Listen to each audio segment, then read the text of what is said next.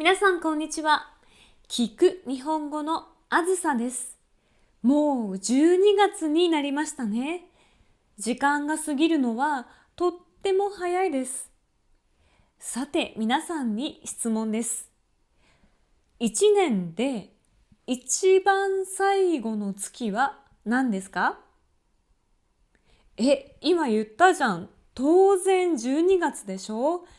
あずささん、どうしちゃったの？皆さんからこんな声が聞こえてきそうです。そうですね。12月です。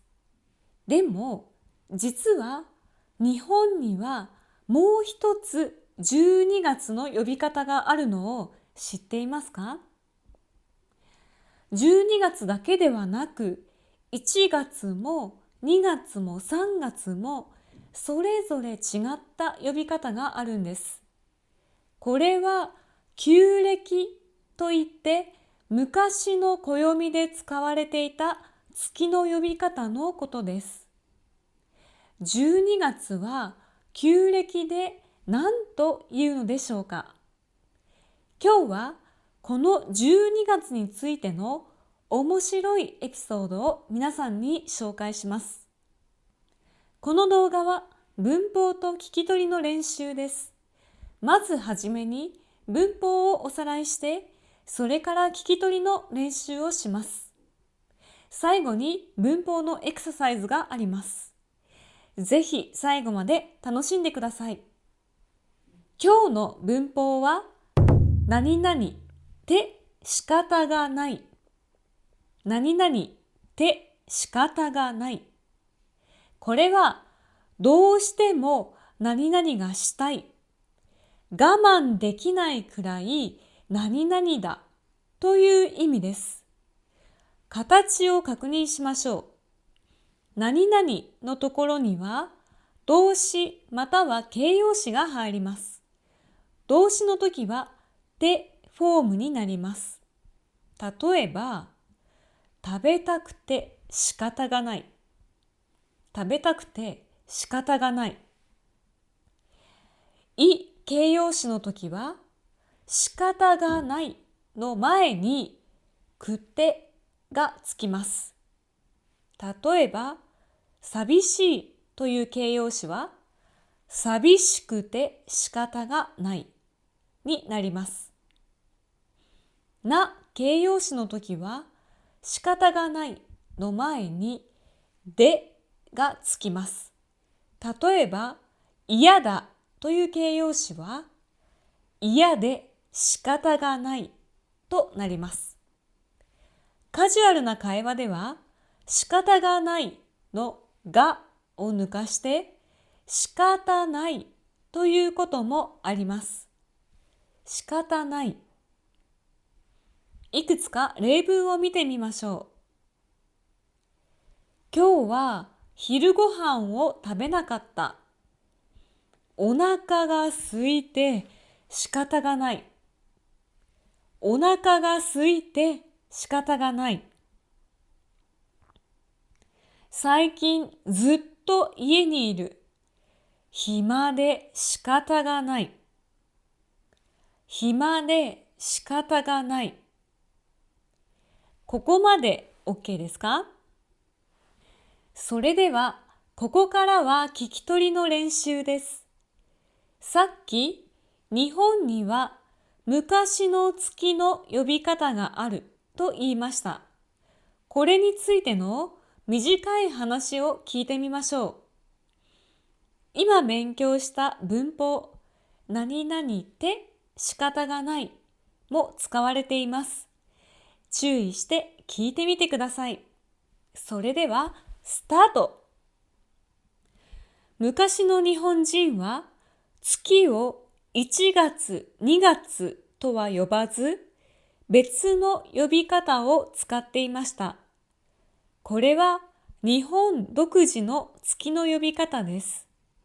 その中でも特に面白いのが12月の呼び方です。12月は師走と呼ばれます。師走は漢字で書くことができます。師は先生の意味ですが、ここでは僧侶、つまり仏教のお坊さんのことを意味します。そしてわすには走るという漢字が使われます。つまり師走はお坊さんが走るという意味になります。なぜ12月はお坊さんが走る月なのでしょうか。日本には昔、年末、つまり1年が終わるとき、お坊さんが家に来てお参りをするという習慣がありました。お坊さんはあちこちの家にお参りに行くので、忙しくて仕方がありません。このようにお坊さんが忙しくあちこちを走り回っている様子から、12月は師走という呼び方になったそうです。現代の社会でも12月はとても忙しい月ですね。特に仕事をしている人たちは1年を締めくくるためにいろいろな作業をします。みんなとても忙しくて走り回っています。だからみんなお正月のお休みが楽しみで仕方がありません。ここまでです。内容を理解することはできましたか？そして何々って仕方がないの文法を見つけることができましたか？もしわからないところがあれば、ここで一旦動画をストップして、もう一度聞いてみてくださいね。それでは最後に文法の練習をしましょう。次の文章を何々って仕方がないを使って書き換えてください。問題1。ダイエット中だけどチョコレートが食べたい。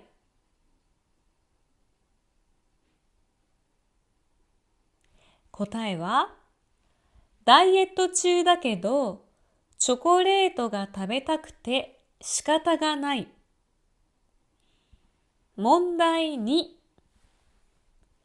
会社の飲み会が嫌だ。答えは、会社の飲み会が嫌で仕方がない。